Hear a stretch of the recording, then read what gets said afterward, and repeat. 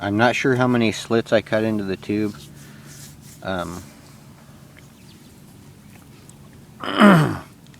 But I do know that I would open up the screening area more, and I would eliminate the brass nozzle.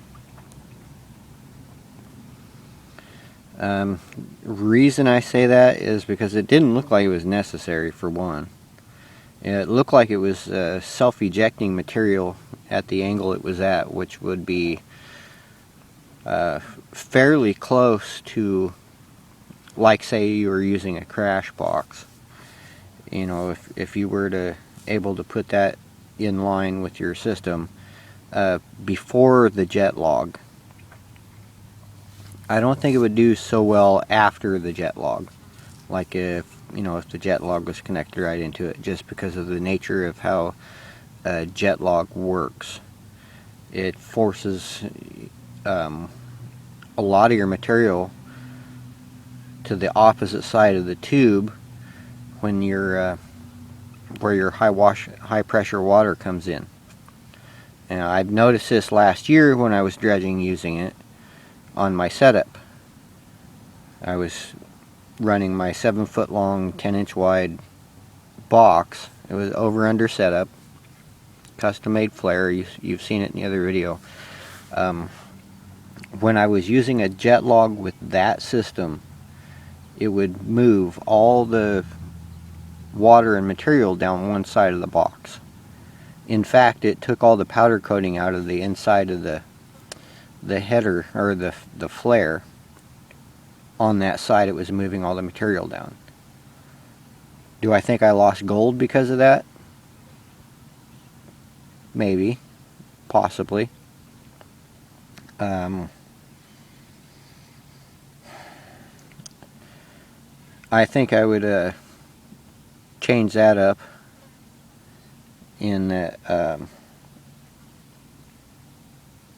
I would put a piece of tube or something, move the jet log away from the dredge, probably 3 or 4 feet, 5 possibly. Yeah, that's going to be a little bit more of an awkward setup.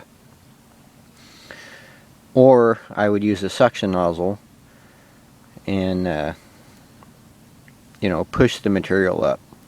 That seems to be the better route, because then you don't have any turbulence just before the flare forcing your material to one side or the other.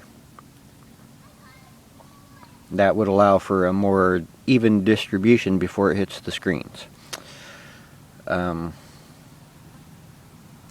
than that, I don't think running a jet log is all that bad. Unless, if you're running a crash box, that's great. Just go. Because the turbulence in the crash box, if you've seen any of the Gold Hog videos, it can actually act as a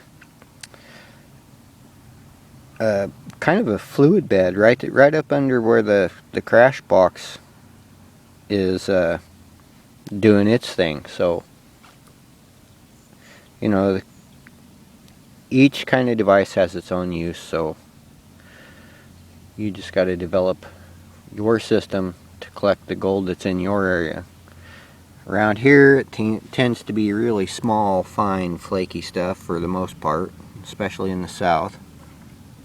And it can be a hassle to collect that stuff. I mean, it's just the nature of the beast, because you got the quarry factor and the shape. That flat flaky gold is just a pain to get collected. That's why I changed my box to an over-under setup, and I'm using 1/2 inch expanded, raised expanded, and then 1/4 inch raised expanded. And what I've noticed with that, though, is the 1/4 inch raised expanded doesn't do as hot as the 1/2 inch raised. And I'm probably going to get another piece of 1/2 inch raised expanded and just use that, because most of my gold was collected right in the first 3 or 4 rows of that expanded. Just an observation that I've made. So, you know, you got to keep analyzing your system and make adjustments accordingly, because that would not be a very pretty sight if it went into your tailings, would it? Anyway, that's the results of just running that tube that day.